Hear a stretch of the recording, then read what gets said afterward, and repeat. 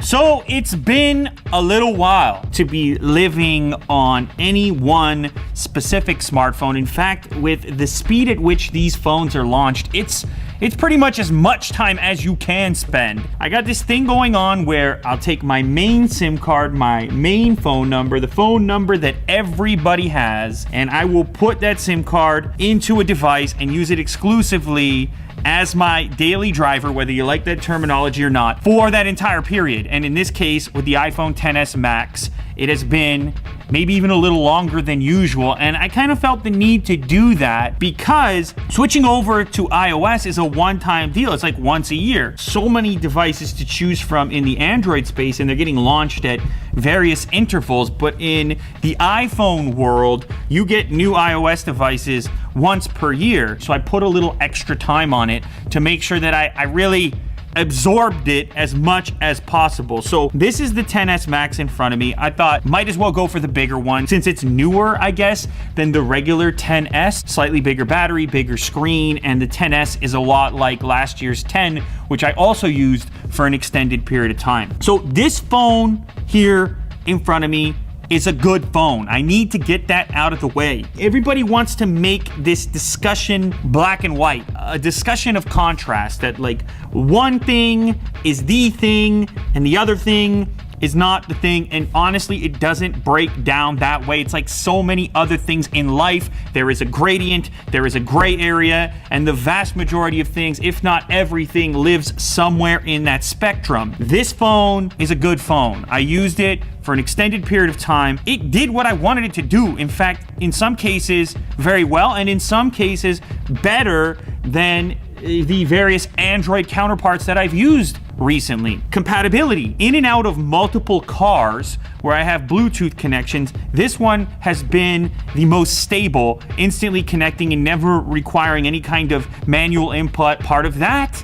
is a benefit of scale. This is one set of hardware and software that is combined in this product and then proliferated amongst this huge group of people all using the exact same hardware. So if you're an auto manufacturer and you're working out your Bluetooth profiles or compatibility, iPhone is going to be at the top of your list. And of course, there's various other products like that and accessories and so on that can benefit from the scale of iPhone. There's also certain apps on here that I would say are a little bit better possibly than their Android alternatives. This part of the discussion has been converging of recent. I would say Android has gotten a lot better in this space, but there still is this scale advantage when it comes to compatibility and iOS. Of course, market share is something that's changing rapidly, so this is not a static thing. This is a dynamic part of the conversation, and this may change in the future as well. But nonetheless, compatibility, very nice. It's solid, it's robust. The build quality is something that I like. Now, you know I'm not a huge fan of glass phones, but I will gladly switch to a glass phone in exchange for wireless charging,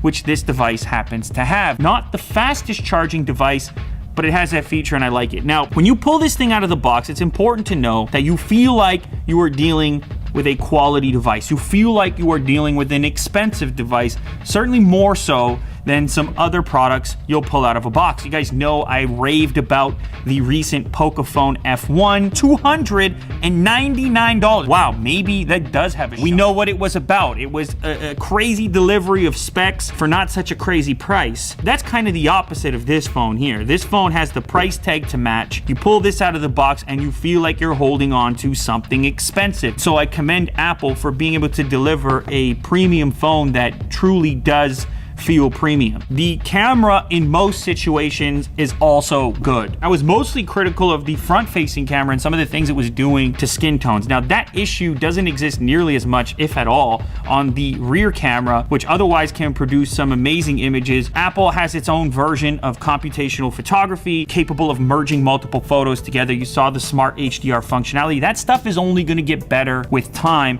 as the sample size increases and so on. And of course, Apple can go in there and make updates to things like Beautygate. If people don't like the effect that it's having on their skin tones, that can be tweaked. I think a lot of people are going to go ahead and compare this camera to the upcoming Pixel device, the Pixel 3, Pixel 3 XL. Totally different implementation here. Of course, as you know, we have the multi-lens scenario. A lot of where we're living right now is somewhere in the nuance, the gray thing that I was talking about before. I don't really think your life is going to be impacted all that much by using this smartphone camera versus the Pixel 3 XL. For most people, in most circumstances, either of those two phones is going to suffice in delivering the type of results that you happen to be looking for. It's going to be a matter of taste. Yes, that's right, it's taste. A lot of it has to do with what you're comfortable with, or what you have pre-existing knowledge of, or what your family members happen to use. Like, all these pieces actually add up to your eventual decision on which smartphone is best for you. And it is important to remember, it is a question of best for you rather than best overall. Even in the case of those DxO scores, some people still pick other images down the list on different smartphone cameras that they consider to be more pleasing. It comes back to this idea that there is no best, just the best for you. Now, we can talk a little bit about the notch here. It's notch city right now. Like, my whole Twitter is essentially talking about notches. It's amazing. Apple, they come out with it and then boom, it's across the board. I knew when I saw it on the original iPhone 10, it was gonna be an earthquake, a notch quake. So all of a sudden you have all these phones coming out with notches, and I probably looked at a dozen phones with notches since the iPhone 10. If I can disable the notch, I'll disable it. I'll get rid of it. Now, Apple doesn't natively give you the ability to do that, so I put a black background until you launch into an app, in which case you become more aware of the notch's existence. What I do like in the iPhone's case is that there's no chin to go along with the notch. At least the rest of the device is relatively symmetrical. You're housing some pretty cool tech when it comes to facial recognition and so on, but I should talk a little bit about this facial recognition. It still suffers from some of the same issues that the iPhone 10 did. I'll be lying in bed, for example, sometimes it'll just miss, or the place where I'm holding the phone is a little bit close and I find myself doing these types of motions. Is it the end of the world? No, absolutely not. Does it require me to condemn the entire device? No, absolutely not. But it is something that you should know about. With the lack of a fingerprint scanner on this phone, there are those circumstances in which you find yourself either doing that or typing in the passcode. It's not every time. It's not every person's face. Some people wear hats. Sometimes I wear glasses. It's not all the time, but it is sometimes, and so it's worth knowing about. I would still prefer if this phone, and I said this about the previous version, had some alternative authentication system like a fingerprint scanner in the back. They'll never get rid of the Apple logo, but how cool would an Apple logo fingerprint scanner be in conjunction with Face Unlock? So you have both. Whichever picks up first, that's the one you go with. The display on here is nice, OLED. It's a must at this price point, as you know. This one has it. I do also enjoy having access to a dedicated switch for dealing with audio issues, silencing the phone and so on. Something I don't like is that we still have this effect here.